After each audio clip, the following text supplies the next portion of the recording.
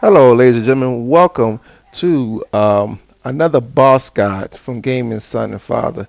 All right, now, right now we're playing Wulong Fallen Dynasty, and if you are having trouble with, I might mispronounce his name, but Lubo, whatever his name is, I'm gonna show you a way to defeat him.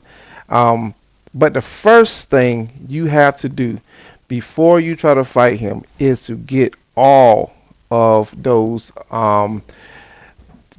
claim all your flags. And I'm gonna show you just a couple of spots that are hard to find, because there are about two spots that are kind of tucked away or confusing for some.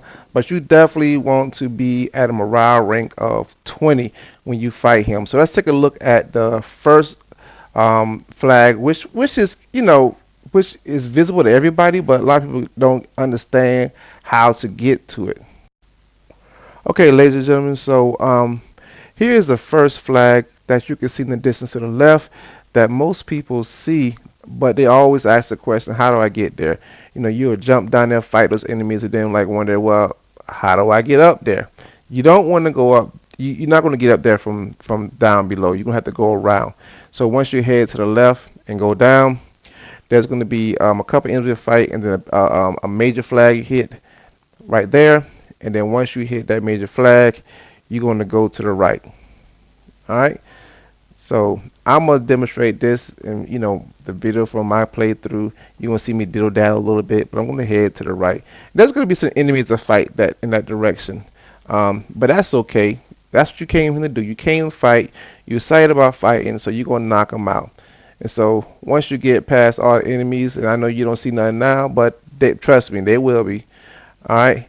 And so most people jump up there to go to that fort and fight, but we're going to pass that for a second. We're going to go to a little cutaway to the right of that. All right. There's going to be enemy there you have to fight. And then once you get through fighting that enemy, that is when you will see that flag that most people see from a distance, then trying to figure out, well, how do I get there? Well, you just got to go around. And that's how some of these flags are in this game. You have to go around certain areas. You'll see them, and then you'll know how to get there. You just got to go around and find it. But the main thing is you have to be game for exploration, because you need these flags. And particularly in this fight here, you are going to need to be at least a morale rank of 20. You want that. Now, some people, they like to grind a little bit after that and go up to 25, but I must admit, I don't do all that, but I at least get the highest rank. Now, the next one is kind of tucked away, and we back at the main flag. We stopped that earlier. So once we cross this bridge, we're going to hang to the left. There's going to be lots of enemies to fight. Well, I ain't gonna say a lot, a few enemies to fight, and then that little doorway you got there, right before you go down the doorway, you're going to hang a left, and once you hang that left, you're going to jump down, and that's where you'll see the next flag. All right, so that's the last enemy. That's the doorway we talked about earlier, but we are not going to go in just yet. We're going to just head on down, grab this loot that people actually do see, but a lot of people don't jump down there. You have to jump down there. All right, and so I'm gonna jump down in a second. I like to explore and look around. I like to take my time, because I'm kind of like trying not to get ambushed and stuff, so I take my sweet time. Now here you see this place you can double jump, get up there, and just going around that corner, and bam, that's a flag that most people miss. All right. Okay, so now let's jump on to the fight with Lu Bao itself. Now, the first things first, he is going to always open up the fight with some arrows.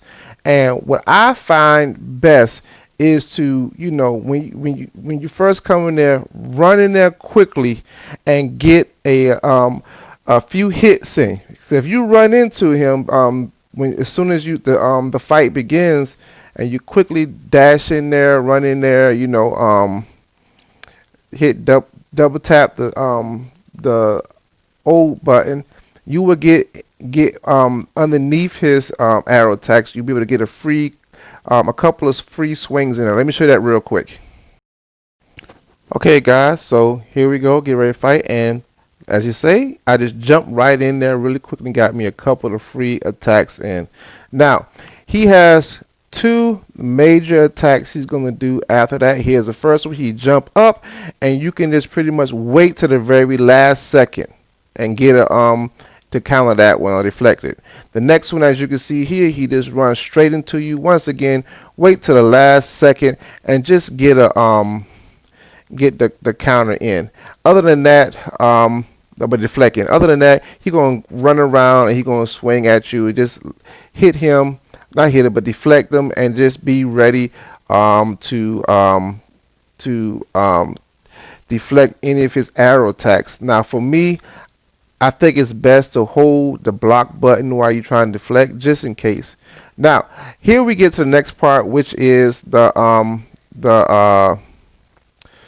which is the when he's on the ground. Now here's the interesting thing about him being on the ground, which is quite difficult, is that he is going to have his horse running around the entire time, which is going to be a challenge. You got to make sure that you do not go too far out of the center, or you have to be very careful because that horse could trample you and knock you down.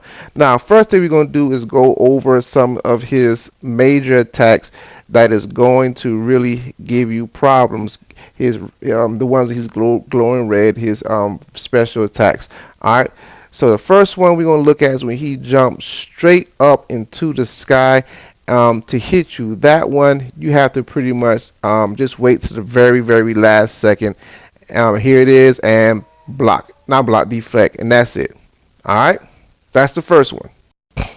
Now his second attack that he does in the ground is when he runs directly at you with his halberd,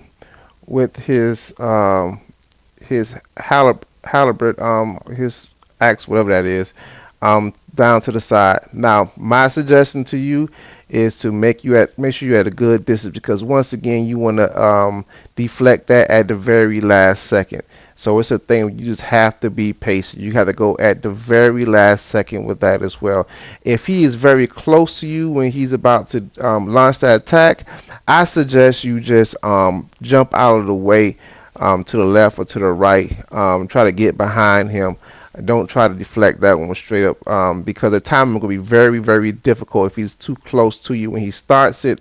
And if he lands those attacks, then you're going to be on fire and you're going to be losing health trying to get that fire to stop, and that's going to take a while.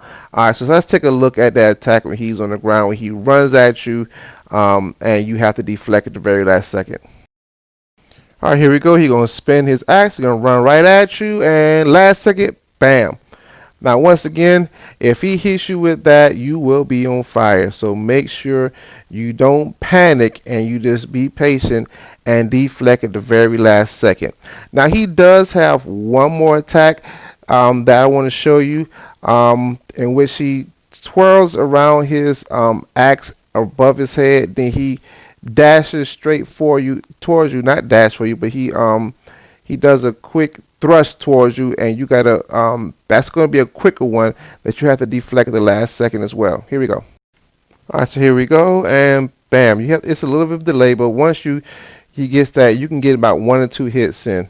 And tell you the truth, all of his attacks when he's glowing red, you can probably get 1 or 2 hits in, but that's about it. All right, and the main thing is to get the timing. Now I'm gonna cover one attack that I see a lot of people really miss opportunities. When he jumps at you and then swing his axe, you could deflect at the last second and then get a couple hits in. Most people will actually deflect it and just wait for him. Don't do that. After he jumps at you and you deflect it, then just get 1 hit in. Sometimes 2, depending on the speed of your weapon, and just get out of there. All right, but don't pass up on a free hit. Let me show it to you real quick. All right, ladies and gentlemen, here we go. He's going to pause and jump at you. Now, with there, as you saw, I just deflected and I got a hit in. It's just that simple. Most people let that pass by without getting in that free hit. Get that free hit. And folks, that's really about it. He might have a couple of extra swings on the ground, and of course, he's going to be constantly spamming those arrows. But at the end of the day, the main thing is have timing. You got to time these attacks. Timing is key to these attacks. And at the end of the day, you just have to really just play with it and figure out his timing. Once you know those few attacks I showed you, and you get the timing down for that, it's going to make the fight a bit easier for you. But again, make sure you at level 20 get all of the flags, and then just you got to learn the timing.